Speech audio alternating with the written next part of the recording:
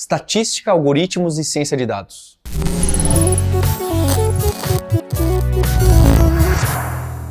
Eu sou Paulo Silveira. Eu sou Micaela Ohana. E no universo do Data Science, a gente sempre se assusta muito, não é, Micaela? Porque a gente ouve termos de estatística super complicados, a gente vê matemática e gradientes integrais, e aí chega nos algoritmos de redes neurais, implementar e deep learning, tudo aquilo que envolve é muito assustador. Aí, como que eu posso começar e sem entender nada disso, ou eu já precisava entender o que acontece debaixo de uma rede neural, o que acontece debaixo desses algoritmos de regressão, de análise, ou dá para começar sem, ou talvez hoje em dia, já que tudo evoluiu tanto, vai ser que nem a programação no futuro e, na verdade, não precisa saber de nada. Como que eu balanceio isso na ciência de dados? Preciso estudar o que está por trás na matemática, na computação?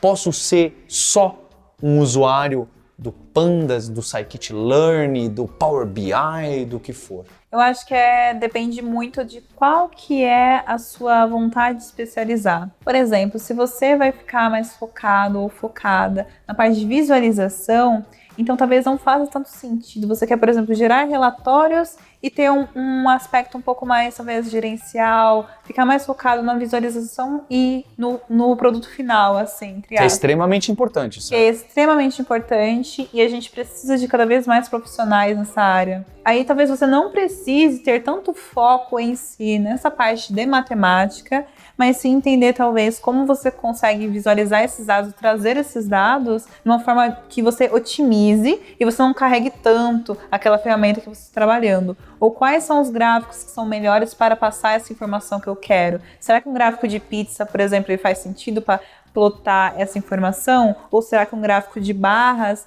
ele vai mostrar melhor isso para a pessoa que está observando aquela informação? Quais são as pessoas que vão assistir essa apresentação? Como será que eu consigo ser mais assertivo na mensagem que eu quero passar e fazer o storytelling? Então, aí eu não preciso tanto, sabe, focar nessa parte de matemática e estatística. Agora, se você for focar na parte de modelagem e principalmente na parte de você analisar esses dados, aí eu acho que é importante você ter, sim, um pé lá muito forte em entender quais são as correlações, como que variáveis elas se relacionam entre si. Então, por exemplo, correlação e causalidade. Será que, por exemplo, o fato de as pessoas tomarem muito sorvete está atrelado à morte de tubarões? Então, se eu tomar um sorvete, eu vou, por exemplo, automaticamente o tubarão vai matar uma pessoa?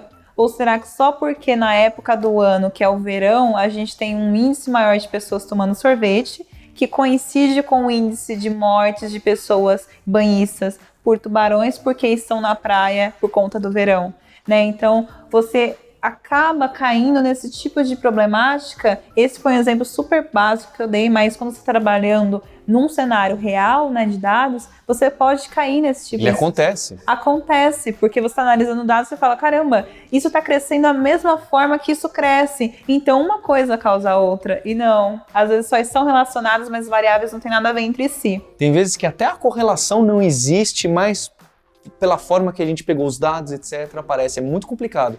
Sim. E aí, nesse caso, é importante entender aquelas coisas estatísticas de intervalo de confiança, p-value e outras coisas. Exatamente. Essa parte que você falou do p-value e intervalo de confiança é muito importante, principalmente se você fala de testes AB.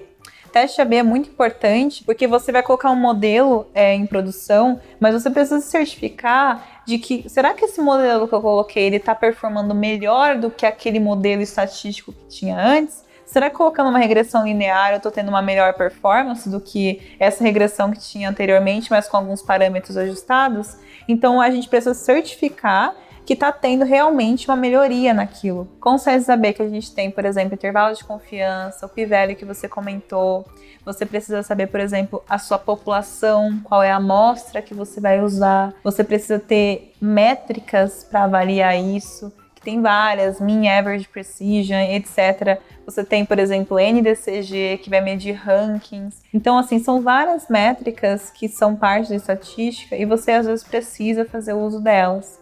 Outro ponto também, além dessa parte de amostras que eu comentei, tem as correlações, correlação de Pearson, de Spearman, que são nomes que podem assustar de início, mas vão ser muito úteis para você. Você saber uma distribuição normal, uma moda, mediana, média, desvio padrão. Então, isso são coisas que a gente, pelo menos a moda mediana, a média, o desvio padrão, a gente tende a ver isso no ensino médio, em algumas disciplinas, algumas escolas ensinam.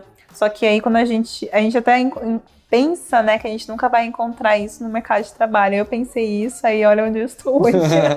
Mas aí é bacana, interessante você pensar que você vai precisar disso. Você não vai pensar, eu não quero que você pense que é necessário, como pessoa que estou hoje, sem ter entrado em ciência de dados, eu tenho que dominar a estatística e entender todas as correlações que existem, entender como fazer um teste de hipótese, dominar a álgebra linear, dominar distribuições, a teoria das probabilidades, otimização linear, que são coisas que você vai precisar como cientista.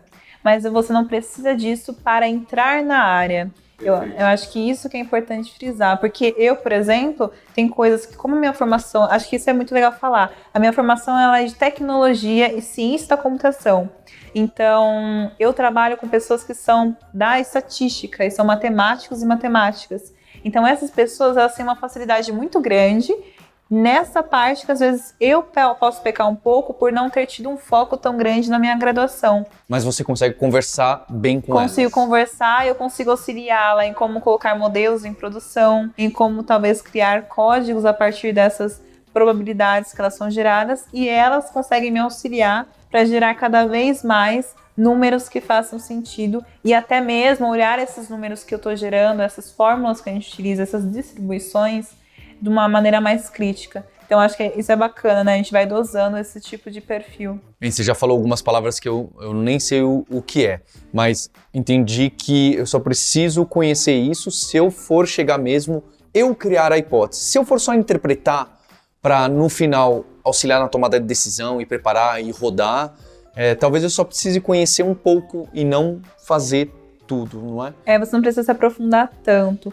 Agora, por exemplo, se você for criar um modelo de Deep Learning, por exemplo, você vai acabar caindo nessa parte que você falou no início, dessa parte de gradientes, porque a gente precisa entender como que a rede aprende. E a rede acaba aprendendo pelo gradiente descendente, que aí você vai ver uma parte de cálculo muito forte e você vai precisar entender de uma forma muito profunda a álgebra linear. E aí sim, eu acho que é imprescindível que você tenha domínio desse assunto. Mas para poder interpretar se esse modelo está bacana ou não. Agora, se você, por exemplo, quer ficar mais uma parte abstrata, aí você quer ter um conhecimento mais genérico, porque você vai auxiliar mais ali, dando alguns pitacos na tomada de decisão, mas não precisa prestar contas do resultado, aí sim, eu acredito que você precisa só ter um overview de tudo isso que eu estou comentando, né? Mas não atuando tão forte. É que eu preciso, por conta de eu ser responsável por criar esses modelos, e preciso entender, olha, por que alterando esse parâmetro aqui, a gente tem uma mudança? Porque você está mudando, talvez, o seu gradiente, essa função sigmoide está performando de uma forma diferenciada. Então, isso é importante, você ter esse domínio quando você for trabalhar com esse tipo de problema. Por último, os algoritmos, porque tem o Vitor lá do Universo Programado, um canal que eu vi. Ele tem um vídeo famoso, a gente lá na Lura, a gente participa do canal dele, e ele tem um vídeo famoso que ele faz aquele jogo antigo, quando dava erro no navegador do Chrome, que tinha aquele jogo do dinossauro que você ia pulando.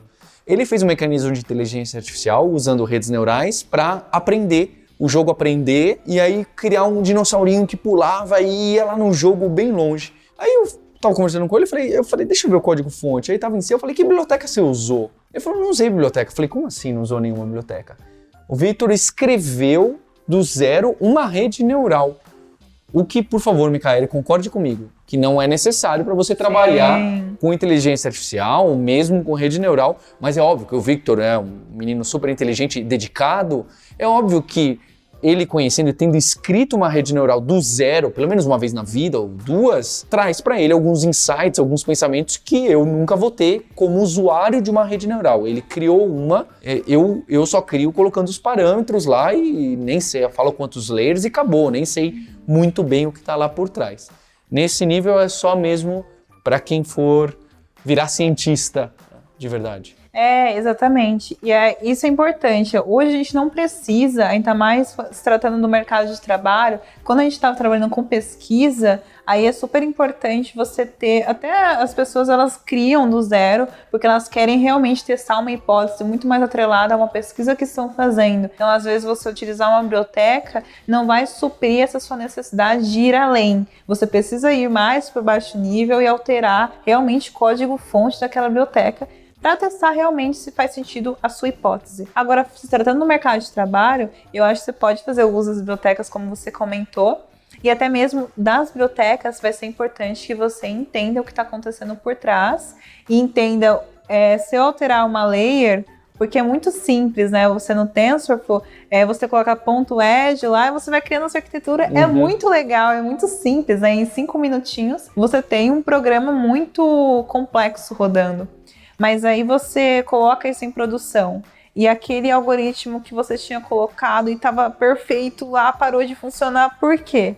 Então você acaba percebendo mudanças e isso é importante. Se você entende o que acontece por trás, você vai falar, olha, entendi porque está alterando, porque os dados talvez que eu estou aqui, eles são diferentes. Pode ser que, por exemplo, o input de entrada desse algoritmo, agora que está em um outro ambiente, está diferente desse daqui.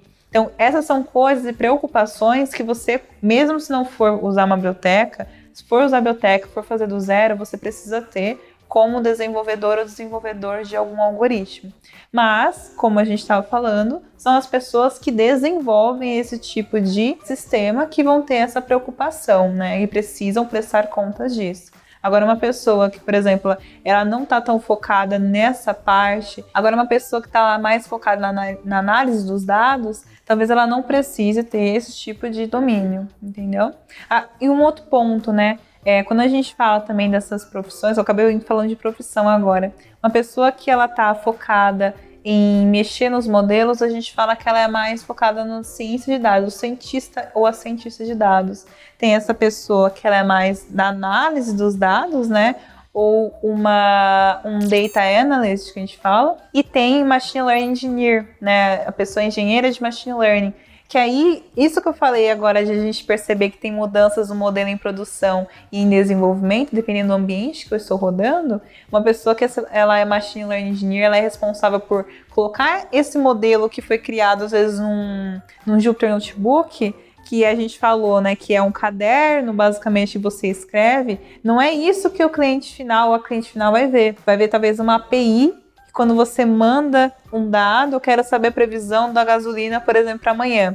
Isso já retorna o dado para você. Mas isso não é feito no Jupyter Notebook. A gente vê o Jupyter Notebook, abstrai o código dele e coloca isso num formato que uma outra aplicação vai poder chamar. Né? Então, formato produto, né? Produto, exatamente. Então, você sai da hipótese e você vai uma validação, né? E você vai para um produto. Que aí tem toda aquela parte de como eu testo, como que eu garanto que aquilo vai funcionar, eu coloco num Docker, como é que eu escalo esse modelo, né, esse machine learning, que aí vem muito do MLOps, que as pessoas falam.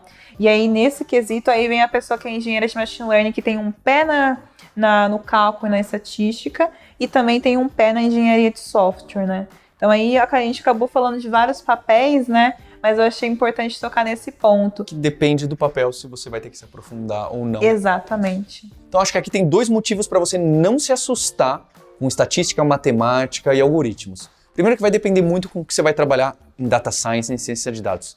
Segundo, que falar que é simples, eu tô mentindo, mas é menos difícil do que você imagina. Eu espero que você encare. Tem muito conteúdo aqui no canal da Lura. Escreva aqui o que você está aprendendo de matemática, de estatística, de algoritmo, em ciência de dados, que está te ajudando e que você se surpreendeu. Estou esperando o seu clique no like e assinar o canal da Lura, ativar as notificações, porque a gente tem cada vez mais conteúdo em ciência de dados, em data science e nas profissões que giram esse universo.